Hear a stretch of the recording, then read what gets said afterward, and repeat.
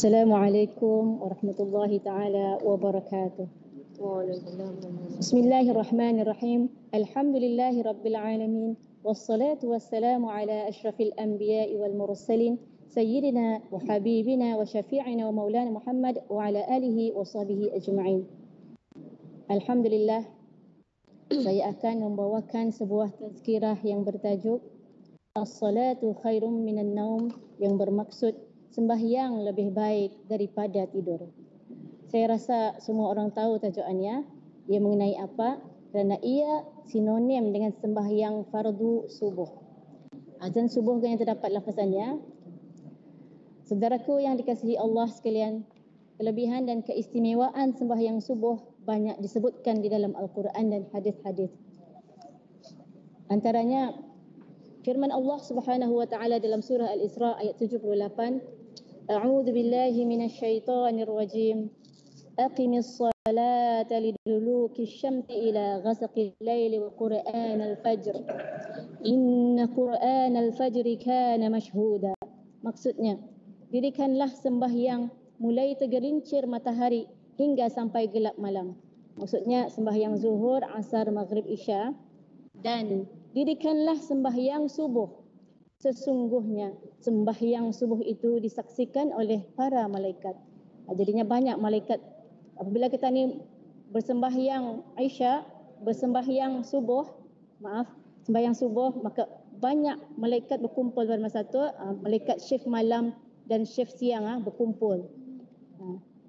Sayyidina Uthman bin Affan radhiyallahu anhu meriwayatkan bahawa beliau telah mendengar Nabi SAW bersabda, sesiapa yang bersembahyang Isya berjamaah, maka dia seolah-olah bangun bersembahyang separuh daripada malam. Dan sesiapa yang sembahyang subuh berjamaah, maka dia seolah-olah telah bangun bersembahyang sepanjang malam. Hadis ini menerangkan keutamaan sembahyang fardu secara berjamaah adalah lebih baik, besar pahalanya, terutama bagi sembahyang Isya dan subuh.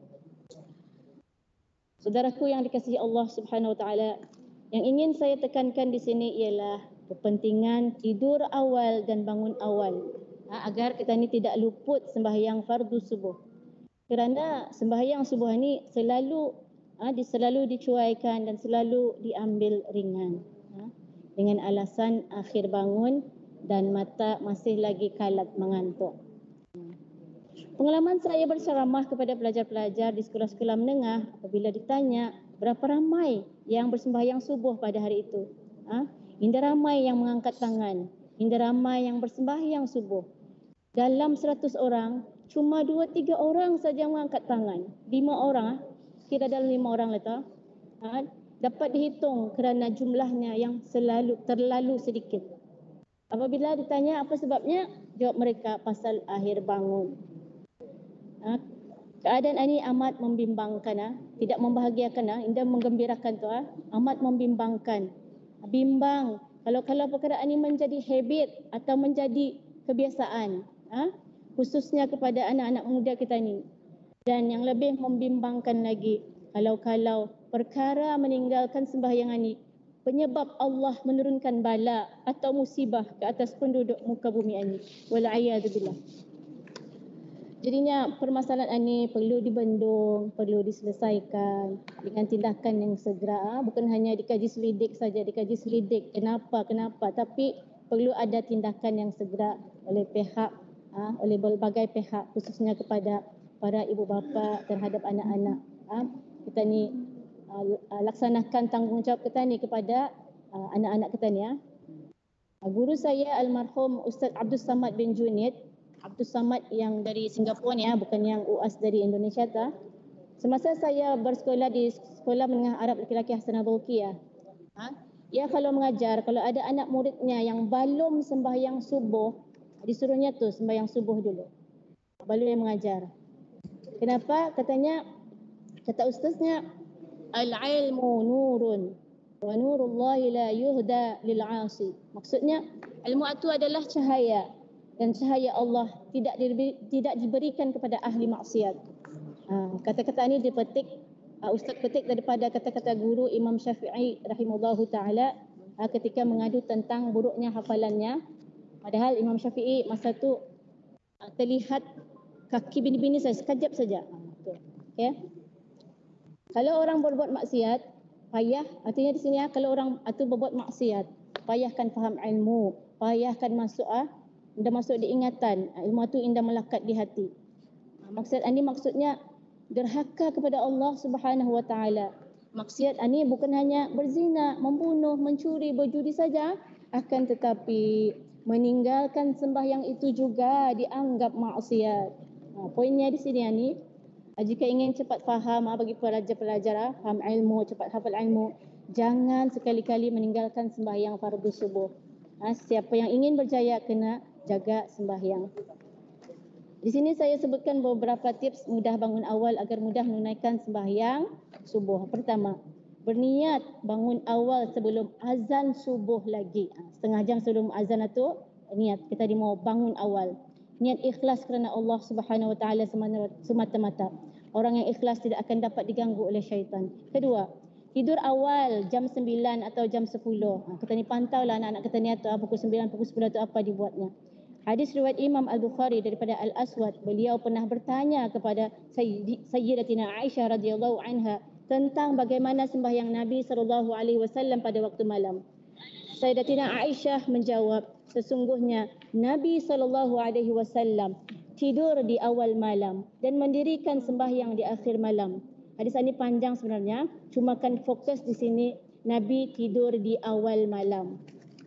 Dapat kita ni ambil pengajaran daripada hadis ini. Nabi SAW mengajarkan kita ni untuk mendapatkan kualiti tidur yang terbaik, iaitu dengan tidur di awal malam. Tidur awal dan bangun awal itu memudahkan kita ni untuk menunaikan sembahyang sunat tahajud, sembahyang sunat subuh dan sembahyang fardu subuh. Masya Allah. Satu kajian mengatakan bahawa barang siapa yang tidur 1 jam sebelum jam 12 malam seolah-olah dia mendapat kualiti tidur 2 jam berbanding kalau tidur selepas jam 12 malam. Tips bangun awal yang ketiga, hentikan berbual-bual, bercakap-cakap kosong selepas sembahyang Isyak, kecuali jika ada hajat, keperluan dan juga manfaat seperti melayan tetamu, berbincang mengenai ilmu, hukum hakam, berbincang bermesra dengan keluarga. Kalau ini diharuskan. Kemudian yang keempat, hentikan menggunakan gadgets selepas sembahyang Isyak. Yakni kalau boleh dah tutup tiar wifi itu pukul 9 itu tutup tiar wifi kecuali jika ada kepentingan dan kemaslahatan. Jadinya kita ni elakkan memegang handphone sebelum tidur atau bermain game, melihat movie, menonton TV kerana semua itu bukan ajaran Islam. Lebih-lebih lagi ia boleh saja jadi penyebab bertambahnya dosa dan menyebabkan akhir tidur. Jadinya apa yang diajarkan oleh Islam sebelum tidur? Apa yang diajarkannya? Membaca wirid sebelum tidur, membaca Al-Quran, membaca doa. Membaca doa meskipun doa itu pendek. Bismillahirrahmanirrahim. Bismikallahumma ahya wa amut. Maksudnya, dengan nama Allah aku hidup dan dengan nama Allah aku mati. Syahdu ni apabila sebelum tidur itu kita ni mengingat kematian, kita ni tahu tidur itu adalah mati kecil. Di sana kita ni menganang, apakah cukup sudah bekalanku nanti di alam barzakh dan di alam akhirat. Syahdu tu apabila kita ni menganang sebelum tidur atau kita ni masih ada nyawa lagi besok atau indah. Tips yang kelima, berwudu sebelum tidur. Kerana berwudu ni dijaga, orang yang berwudu akan dijaga oleh malaikat dan didoakan keampunan oleh para malaikat. Yang keenam, macam biasa, pasang jam luncing dan minta tolong bangunkan kepada kawan-kawan yang tinggal di asrama ataupun yang di rumah, minta banguni kepada keluarga. Oleh itu, mari kita ni berdoa, doakan mudah-mudahan keluarga kita ni yang payahkan sembahyang subuh ni ataupun yang belum sembahyang 5 waktu, sementara kita ni berada di majlis munajat yang penuh berkat ini, di dalam masjid yang penuh berkah ini, dibukakan pintu hati mereka untuk bersembahyang. Mudah-mudahan mereka diberikan taufik dan hidayah daripada Allah Subhanahu wa taala. Amin ya rabbal alamin. Akhirnya saya menyeru kepada habis kita semua dan diri saya sendiri supaya mengamalkan sunnah baginda Nabi, iaitu bangun awal sebelum berkumandangnya azan subuh dan kerjakanlah sembahyang malam tahajud dan lebih-lebih lagi sembahyang fardu subuh jangan tinggal. Mudah-mudahan kita ni mendapat keberkatan doa dari Nabi. Apa doa Nabi kepada umatnya? Ya Allah, berkatilah umatku selama mereka suka bangun subuh, iaitu mengerjakannya. Mudah-mudahan kita ni mendapat berkat dalam kehidupan kita ni, hidup di dunia dan di akhirat. Sekian dulu daripada saya. Segala yang terlebih dan terkurang saya mohon ampun dan maaf. Aqulu qawli hadha wa astaghfirullah li wa lakum. Wassalamualaikum warahmatullahi wabarakatuh.